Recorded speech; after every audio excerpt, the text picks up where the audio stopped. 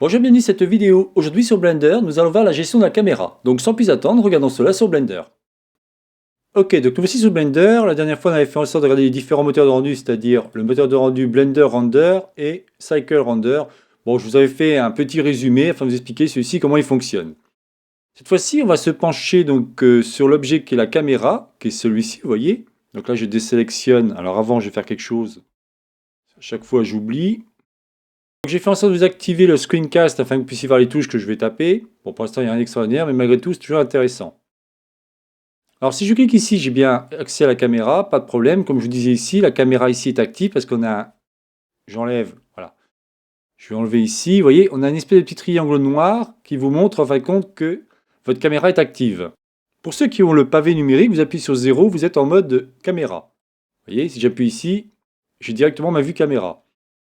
Si vous n'avez pas, vous pouvez tout simplement dans View, Caméra, et vous avez ici Numpad 0. Tout simplement, vous voyez. J'appuie sur 0, ou alors vous avez... Il faut savoir qu'à chaque fois que je vous donne un raccourci clavier, bien évidemment, vous pouvez retrouver celui-ci au niveau Blender. Ce Blender est constitué de différents raccourcis clavier. Regardons maintenant les paramètres au niveau de la caméra. Donc ici, vous voyez, on a différents icônes. Donc là, je vais enlever ça. Et si on clique ici, vous aurez l'icône au niveau de la caméra.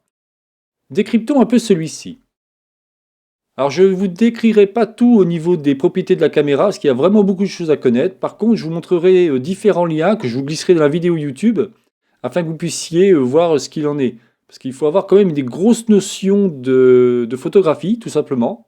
Moi, je vous expliquais comment celui-ci fonctionne, mais malgré tout, il y a pas mal de choses à connaître. Donc si je résume, ici vous aurez le perspective. Perspective, si vous voulez, ça va vous donner un champ de profondeur. Vous aurez l'orthographique et le panoramique. Donc le perspective, c'est toujours celui qu'on utilise quand on veut faire un rendu en 3D. L'orthographique serait plutôt quand vous voulez faire, admettons, un rendu avec un modèle sur deux axes, donc par exemple XY. Et le panoramique, c'est quelque chose qui est très utilisé sur Facebook pour faire de la 3D, c'est-à-dire la 3D sur 360 degrés. C'est très intéressant. Ensuite, ici, vous avez le focal length. Alors, le focal length, si vous voulez, c'est tout simplement votre... regardez, je vais le faire en direct, vous allez comprendre de suite. Vous voyez, si je diminue ma focale length, donc on peut aller par exemple à 28, ce sont des valeurs très courantes. Là, comme je vous dis, je vous montrerai tout à l'heure un lien pour accéder aux différentes informations à ce niveau-là. Vous allez donc zoomer, vous allez en fin de compte agrandir, on va dire, votre angle pour prendre la photo ou pour prendre la scène en 3D. Si par contre j'augmente, on va dire par exemple 55, vous allez rapetissir. Le problème, c'est que selon la force que vous aurez mis, moins, enfin supérieure ou inférieure, vous aurez des distorsions au niveau des lignes de fuite. Moi, en général, je fais en sorte de rester à 35. Ici, vous pourrez régler en millimètres ou le champ de vue. Donc le champ de vue, en fin de compte, c'est tout simplement en angle, vous voyez. Soit vous faites ici en millimètres, c'est-à-dire que là, c'est la longueur de la focale, soit ici, vous pouvez faire en angle de vue. Bon, à vous de voir. Ici, le Shift XY, c'est tout simplement un décalage au niveau de votre caméra. C'est-à-dire que vous allez pouvoir dire, bon voilà, très bien, j'ai un bon angle au niveau de ma caméra, mais je voudrais plutôt prendre cette partie-là, vous voyez. Et donc, ça vous permettra de faire ça. Là aussi, c'est vrai que je ne m'en sers pas souvent. Quelque chose de très intéressant, c'est ici. Vous avez le clipping, start et end. Alors, pour comprendre le clipping, il faut avant que je coche sur une petite case qui s'appelle ici au niveau de l'onglet display, pour avoir ici, vous voyez, la limite. En fin de compte, ma limite, votre caméra, si vous voulez, quand vous allez filmer votre objet, là, je suis donc en unité de mesure. Alors, je ne sais pas en quoi je suis. Alors, je vais regarder de suite. Donc là, j'ai changé l'unité de mesure en mettant ici métrique et degré. En général, c'est ce qu'il faut faire. Je reviens au niveau de ma caméra. Et maintenant, vous voyez, on a start 10 cm, end 100 mètres. 100 mètres, c'est juste énormissime, hein. Si je me mets ici en mode filaire et qu'on regarde, vous voyez, il va super loin. Donc, on va faire en sorte de le réduire. Vous allez de suite comprendre de quoi je parle. On va faire comme ça. Ça, c'est quelque chose que vous rencontrez très souvent lorsque vous faites des modélisations 3D. Vous avez tout fini. Puis à ce coup, vous dites, tiens, c'est bizarre, je vois pas ma forme correctement. Surtout quand vous êtes en mode caméra. Donc là, je me mets en mode comme ça. Et vous voyez déjà, il y a une espèce d'ombre qui s'est créée là. Et regardez, je vais faire en sorte de le diminuer. Et en fin de compte, c'est ça qui peut vous arriver. C'est que vous avez oublié de gérer ici le start et le end. Le start, si vous voulez, ça va être au début de votre caméra. Donc c'est le petit point qui est ici. Alors vous pouvez évidemment l'augmenter. Vous voyez. Donc on aura en fin de compte, imaginons ici, vous avez un mur, vous ne voulez pas que ce mur soit pris en compte. Vous allez pouvoir diminuer cet élément. Et ici, si vous voulez qu'une partie du jeu d'échecs en créant après un flou et des choses comme ça qu'on verra tout à l'heure, vous pouvez faire ce genre de choses. Si je reviens maintenant ici en mode caméra, je vais faire en sorte d'avoir un start plus grand encore, et vous allez voir, vous voyez ce qui se passe là? Donc on peut tout simplement créer un début et une fin. Il y a d'autres explications, mais déjà c'est pas mal. Ça c'est très intéressant et très important parce que quand vous faites un rendu, il faut vraiment faire attention à ça. Ensuite ici vous avez les presets au niveau de votre caméra. Alors si vous voulez, quand vous faites un objet en 3D et vous voulez l'incruster par exemple dans une photo que vous aurez fait avec votre appareil photo à tel, on va dire, tel paramètre, par exemple si vous avez un Panasonic, un Nikon et ainsi de suite, bah, si vous êtes sûr d'avoir pris la photo, imaginons avec un Nikon avec une longueur de focale à 35 mm, ou par exemple en 28, et vous faites votre image à l'identique, vous pourrez incruster plus facilement cette image 3D dans une image 2D, dans une image que vous aurez pris en photo, tout simplement. Donc ce sont des préceptes qui sont définis. Alors ici, vous avez une autre manière de contrôler votre longueur de focale en utilisant voyez, ce qu'on appelle la size, avec auto, horizontal ou vertical. Moi, franchement, j'avoue que je préfère utiliser focal length, mais à 35 mm par exemple, et après, ben, à vous de voir si vous voulez du grand angle ou du petit angle, tout simplement. Si on vient ici au niveau du display, alors c'est là que c'est très intéressant. Pour l'option limite, on l'a vu, hein, c'est tout simplement pour afficher ici au niveau du clipping start et end. Le mist, en fin de compte, c'est tout simplement l'effet brouillard. Mais l'effet brouillard, il ne pourra fonctionner que si ici, au niveau de votre world, alors ça, je ne vous en ai pas encore parlé, il faut que vous l'activiez. Le problème, c'est qu'il ne marchera que si vous êtes en Blender Render. Vous voyez, là, Mist va apparaître.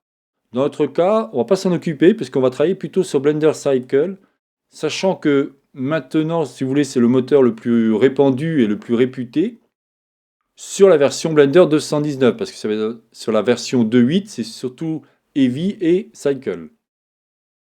Donc on va rester pour l'instant comme ça. Donc Mix, on n'en parle pas. Le sensor, alors là, il faut que je mette en mode caméra. Le sensor, en fin de compte, vous voyez, c'est un espèce de petit pointillé qui va vous définir. Alors si on regarde un petit peu, ça affiche la taille du capteur. Bon, moi j'avoue que je ne m'en sers pas non plus, pas trop d'intérêt. Au niveau du name, en fin de compte, c'est tout simplement le nom de la caméra. C'est-à-dire qu'ici, si vous allez sur cet onglet, vous voyez, marqué type de données au niveau de l'objet, vous allez pouvoir tout simplement renommer. Imaginons, je vais marquer caméra échec. Et là, si je reviens au niveau de ma caméra, j'ai maintenant quelque chose qui s'appelle caméra échec. Vous voyez? Bon, rien d'extraordinaire. Quelque chose de très intéressant, c'est la composition guide. Alors la composition guide, en fin de compte, c'est une aide. Vous voyez, par exemple, je vais mettre ici, et si je zoome, vous avez des petits pointillés qui vont vous permettre, en fin de compte, de définir quelle portion vous voulez vraiment vous focaliser. Par exemple, vous voyez, si on prend, dans ce cas précis du tiers, vous voudrez, ok, moi je veux plutôt que ça soit focalisé ici. Donc vous aurez vraiment, comme un film au cinéma, vous aurez l'action à ce niveau-là. Et sur le côté, en général, vous avez moins d'action. Regardez, quand vous êtes au cinéma, vous êtes devant un écran géant, et vous regardez très souvent en face de vous et non trop sur les côtés. Sauf si le personnage, évidemment, se déplace. Dans ces cas-là, on évolue au niveau du cadrage. Donc vous aurez vous aurez third, vous aurez centrale diagonale. Alors là, j'ai dû mettre les deux, je vais enlever celui-là. Vous aurez par exemple, pardon, center, vous voyez. Ça dépendra de ce que vous voulez faire avec. Le size, donc là, il faut quitter le mode caméra. C'est tout simplement pour augmenter votre caméra. Alors ça ne jouera absolument pas sur la longueur de focale, mais ça jouera tout simplement sur la grosseur de votre caméra dans le viewport. Rien d'extraordinaire à ce niveau-là. Donc je repasse ici en mode 0 pour si bien comprendre. Le passe-partout. Le passe-partout. Non, c'est pas le passe-partout de Fort Boyard, c'est tout simplement le passe-partout, vous voyez. C'est qu'ici je l'ai décoché et là on voit la scène à sa globalité. Mais très souvent on veut se focaliser sur ce qu'on est en train de regarder au niveau de la caméra. Donc on clique sur passe-partout et ici on va pouvoir modifier la force au niveau de l'alpha. C'est-à-dire soit vous aurez carrément du noir, soit vous pourrez faire un mitigé dans ce style-là pour vraiment, vous voyez, ça fait une petite nuance. Bon, là aussi, à vous de voir ce que vous voulez faire. Si je prends maintenant le Safe Area, alors le Safe Area est très intéressant, on va dire, plutôt par rapport à avant, enfin, il y a quelques années en arrière. Pourquoi? Parce qu'en fin de compte, c'était par rapport aux télévisions que vous utilisiez. Quand vous créez une scène ou une animation, vous allez donc projeter celle-ci. Le problème, c'est qu'il y a différents formats qui existent. Vous avez différents formats de télé, que ce soit le 16 neuvième, le 4 tiers, et ainsi de suite. Il y a aussi différents formats, par exemple le 4K, le 8K, enfin vous voyez, il y a plein de types de formats. Alors ici, en fin de compte, il va vous définir, donc là je vais faire en sorte d'enlever, pour pas que ce soit trop le bazar, celui-là, hop, et celui-là. Ici, en fin de compte, il va vous définir les, on va dire, des marges de sécurité. En fin de compte, si vous avez par exemple un sous-titrage, ce qu'on appelle subtitle en dessous, vous voyez, il ne faudra pas dépasser cette petite ligne. Par contre, pour votre image ou votre animation, vous pourrez aller jusqu'ici.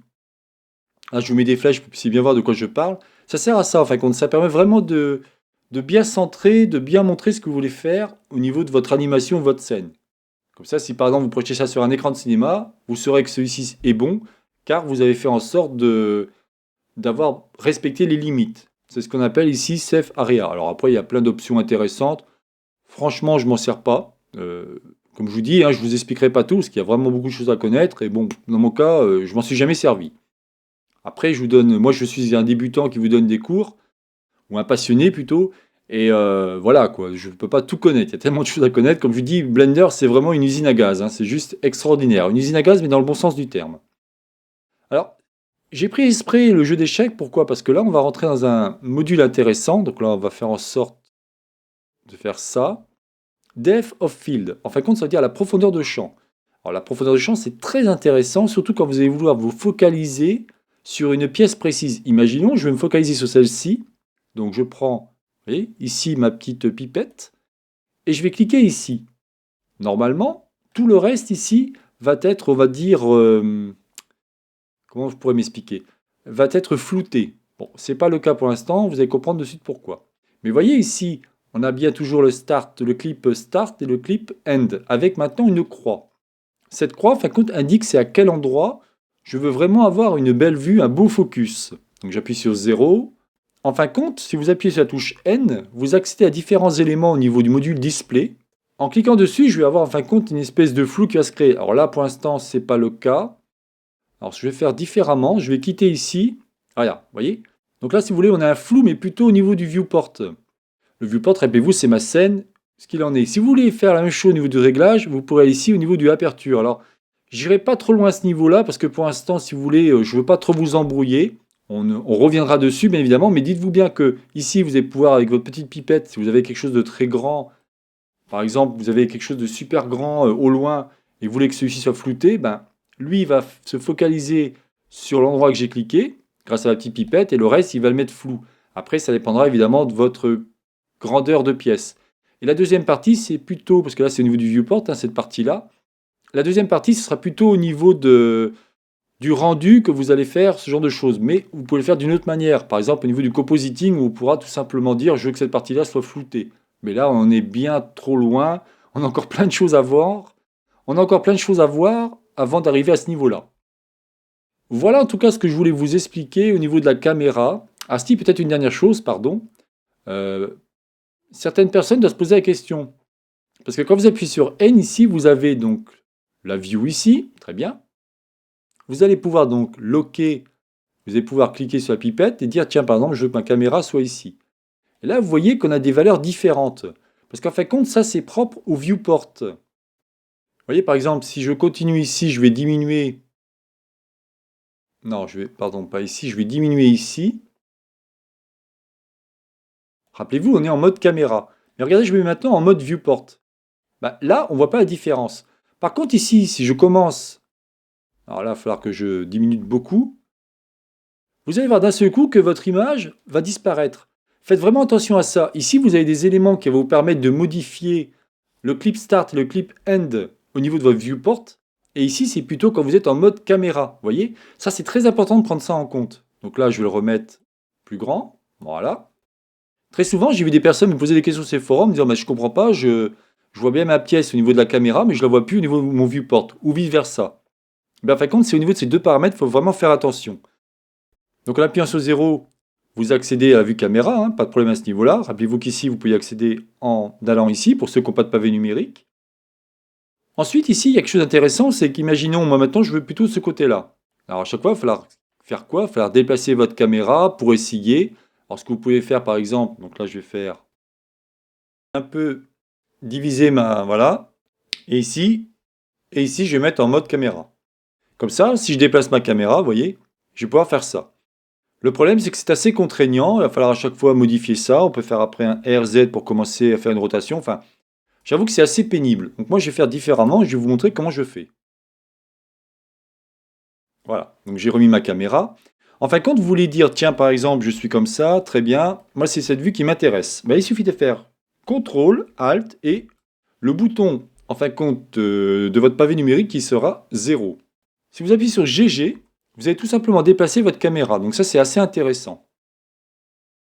Ensuite, si vous appuyez sur GG et bouton du milieu de votre souris, vous allez pouvoir faire, vous voyez, une espèce de zoom. On appelle ça un travelling, on va dire avant ou arrière. Imaginons, vous êtes bien, mais vous n'êtes pas au niveau du bon angle de vue. Là, je vais tout simplement cliquer sur Lock Camera to View et automatiquement, vous voyez, mon cadre, en fin de compte, je peux bouger, il ne sort plus. En fin de compte, je ne sors plus de ma vue caméra.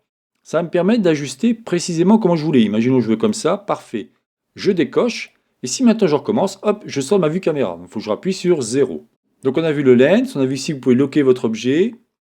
Lock Camera to View, on vient de voir à l'instant, c'est-à-dire si je fais ça, hop, vous voyez, on a une bordure en pointillé rouge qui vous signale que vous êtes locké. Et vous pouvez donc bouger comme ça, vous ne sortirez pas de votre vue 3D. Donc là, je vais déloquer, donc déverrouiller. Ça, on l'a vu. Bon, maintenant, imaginons, vous voulez mettre une autre caméra. Donc là, je vais Shift A, j'ajoute une autre caméra. Comme je vous expliquais tout à l'heure, votre caméra active, c'est celle qui a le triangle noir plein. On prend celle-là, regardez, c'est plus le cas. Donc là, ce qui m'intéresse maintenant, c'est d'avoir une vue au niveau de cette caméra. Comme je vous disais, la vue active, c'est celle-là. Donc on clique dessus et on fait tout simplement CTRL 0. Et vous allez voir maintenant, votre caméra active est celle-ci. Vous pouvez par exemple reloquer si vous voulez modifier. Vous voyez, on peut modifier comme ça. On appuie sur G par exemple pour pouvoir faire ça pour bouger. Ou tout simplement GG, on appuie sur le bouton du milieu et là, vous voyez, on va pouvoir faire comme ça. Donc imaginons, très bien, moi ça me va. Donc là, je vais déloquer. Et je me retrouve maintenant avec deux caméras. Donc là aussi, pour le raccourci clavier, vous allez dans View, vous allez dans Align View, et ici vous aurez Align Active Camera to View, c'est-à-dire CTRL Alt Numpad. Donc là aussi, pour voir comment activer votre caméra sans faire le CTRL 0, vous allez dans View, pour ceux qui n'aiment pas trop les raccourcis clavier, c'est toujours pareil. Vous allez ici dans Caméra, et vous avez ici Set Active Object as Camera, CTRL Numpad 0, vous voyez tout simplement. Donc, vous activez votre caméra, ou alors vous rendez votre caméra active. Voilà ce que je voulais vous dire sur la caméra. J'ai peut-être pas tout parcouru, mais je vous ai parcouru déjà pas mal de choses. Ensuite, on verra comment faire une animation avec plusieurs caméras, mais on en est encore bien loin. Voilà, donc c'était donc la chaîne Savoir pour tous, réalisée par Jean-Michel. Si vous avez aimé cette vidéo, n'oubliez pas de liker ou tout simplement vous abonner à ma chaîne. N'hésitez pas à me faire des commentaires, je me ferai un plaisir de vous répondre. Donc la prochaine fois, nous verrons, en fin de compte, pour la prochaine vidéo, nous verrons la gestion des lampes. Alors on verra pas la totalité des options, mais on verra déjà pas mal de choses, car il y a vraiment beaucoup de façons de faire pour faire un éclairage de votre scène. Je vous souhaite donc une bonne journée et à la prochaine vidéo. Bye bye.